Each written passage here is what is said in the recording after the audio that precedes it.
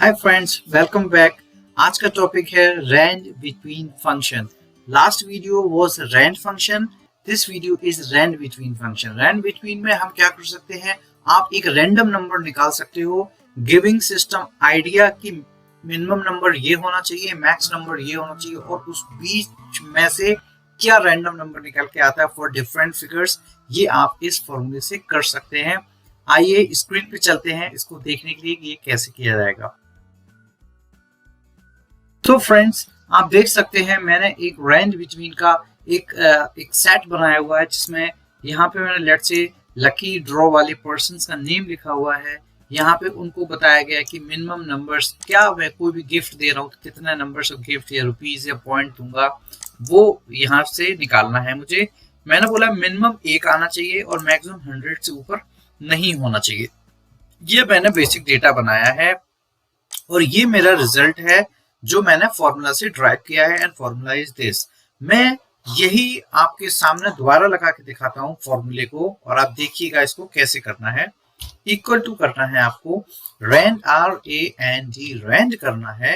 Red के बाद नीचे वाला जो ये रेंड बिटवीन आ रहा है, रेंड बिटवीन को पिक करना है। फिर आप देखिए ये बता रहा है कि what is the bottom for you. So bottom is my minimum number which I am giving a bottom line, then comma, and I will place a top number which is my max number.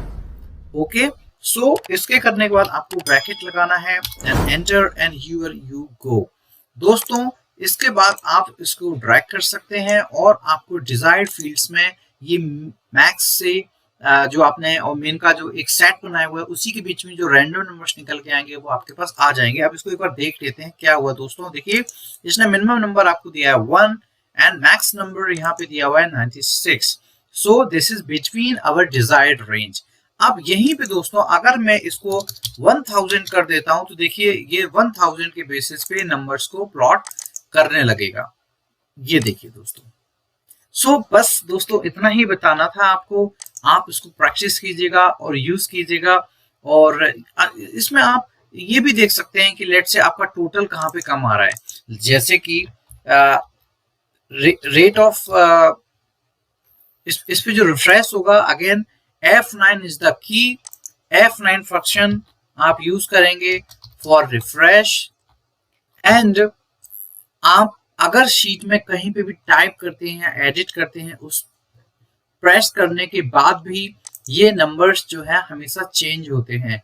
तो do remember, अगर आपको अपना desired numbers मिल गए हैं तो Rand के फॉर्मूले को हटा के आपको स्पेशल पेस्ट कर देना है। जैसे कि मैं यहाँ पे मैंने कॉपी करके यहाँ पे स्पेशल पेस्ट कर रहा हूँ, ताकि ये जो मेरा नंबर्स है ये आप चेंज नहीं होंगे और इनके बेसिस पे मैं आगे बढ़ सकता हूँ। एक चीज और देखने वाली है, दैट से आपने नंबर्स ऑफ यूनिट्स किसी को देने हैं या पॉइंट्स देने हैं और आपका सिस्टम एक रैंडम नंबर दे रहा है, तो आपको देखिए इसका टोटल मैंने लगाया हुआ है 578 आ रहा है।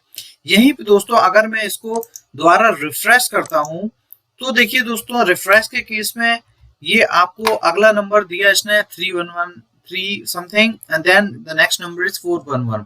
अब आपकी इंटेंशन है कि आपको लो नंबर देना है टोटल वॉल्यूम में से, जैसे जो प्रॉफिट कैलकुलेट करते हैं, या पॉइंट्स आउट ज्यादा ना हो जाए आपसे, तो आप मिनिमम की साइड का रैंडम नंबर सेट करिएगा।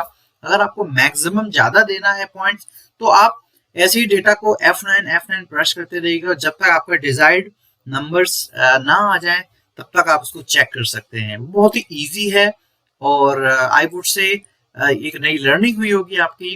एंड डू कमेंट कि कैसा लगा आपको ये वीडियो, और प्रैक्टिस करते रहिएगा दोस्तों जो भी वीडियोस हमारे अपलोडेड है सिस्टम में, और बताइएगा कौन सा नया टॉपिक आपके लिए कवर करना है मुझे, जो कि आपको हेल्प करेगा आपके करियर और आपके पर्सनल इंप्रूवमेंट में। Thanks for watching. फिर मिलते हैं एक और नई वीडियो के साथ, तब तक के लिए बाय बाय, टेक केयर।